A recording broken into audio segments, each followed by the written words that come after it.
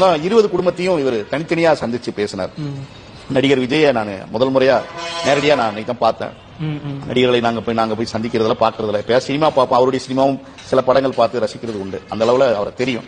நேரடியா பார்க்கும்போது நான் கவனித்த, நான் பார்த்த, நான் என் மனசுல ஒரு மித்து இருந்துச்சு, நடிகர் விஜய்னா இப்படிதான் இருப்பாரு. அப்படி ஒரு தன்மை அவர்கிட்ட இல்ல.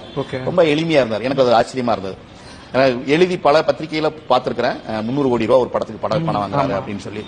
அப்படி பணம் வாங்கக்கூடிய இல்ல அப்படி ஒரு சிரமமே படாம வாழ்க்கையில, அதாவது இந்த மாதிரி அவர் ஃபீல்டுல சிரமப்பட்டிருப்பாரு, அதுல மாற்றுக்கருத்து இல்ல. இந்த மாதிரி சமூகத்தில் இருக்கக்கூடிய அரிசி பருப்புக்கு சிரமப்படாம போலீஸ் சித்திரவதைகள் அவருக்கு கிடைச்சிருக்காரு. இந்த மாதிரி சாதாரண மக்களுடைய சிரமங்களா இல்லாம வந்திருக்கக்கூடிய ஒரு நடிகர், ஒரு டைரக்டருடைய பையன், அவர் பிரம்மாண்டமா இருப்பாரு, அப்படி இருப்பாரு, இப்படி இருப்பாரு அப்படின்னு தான் நினைச்சு போனா. ரொம்ப எளிமையா அவரை நான் பார்த்து எனக்கு ரொம்ப ஆச்சரியமா இருந்தது. அந்த விக்டிமோட அவர் பங்கெடுத்த விஷயம், பேசின விஷயம், மணிகண்டன் முதுகுளத்தூள் அடித்து கொலை செய்யப்பட்ட மணிகண்டனுடைய அப்பா கத்தி கதறி அழுகிறாரு ஒரு அரை மணி நேரம் விஜய் கிட்ட. ஆமா, அவங்களுடைய அக்கா அண்ணா அண்ணா அப்படின்னு சொல்லி கத்தி அழுகுறாங்க. ஒரு பந்தா எதுவுமே இல்லாம போய் அவர் உடம்பெல்லாம் தடவி கண்ணீரை தொடச்சு விட்டு அவர் செஞ்ச அந்த விஷயங்கள்லாம் நான் அவரை ஒரு மிரட்சியா பார்த்தேன். ஒரு விக்டிமை ஆற்றுப்படுத்துதலை ரொம்ப பொறுப்பா கடமையா செய்யும் போது அவர் மீதான மதிப்பீடு, நடிகருங்கிறதை தாண்டி ஒரு சிறந்த மனிதராய், ஒரு மனித உரிமை பார்வையோடு ஒரு விக்டிமை அணுகிறாரு.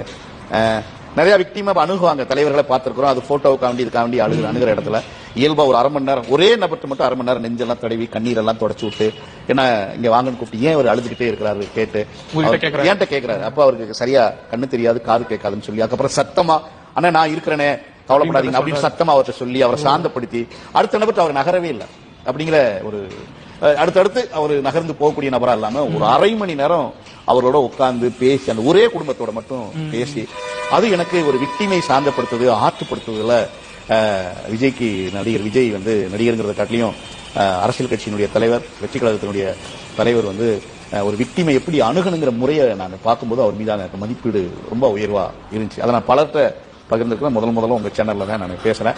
எங்க அலுவலகத்தோட பகிர்ந்துக்கும் போது எல்லாருமே ஆச்சரியப்பட்டு கேட்டாங்க, இப்படியா இருக்கிறார் விஜய் அப்படின்னு. ஆமா, விஜய் ரொம்ப எளிமையா இருக்கிறாரு. எந்த இடத்துலயும் அவருக்கு நான் நடிப்பை பார்க்கல. அவர் நடிகரா இருந்தா கூட நிஜ இந்த ஒரு 3.5 மணி நேரம் சந்திப்புல இருந்தாரு. ஒவ்வொரு ஃபேமிலியும் நின்று பேசினாரு.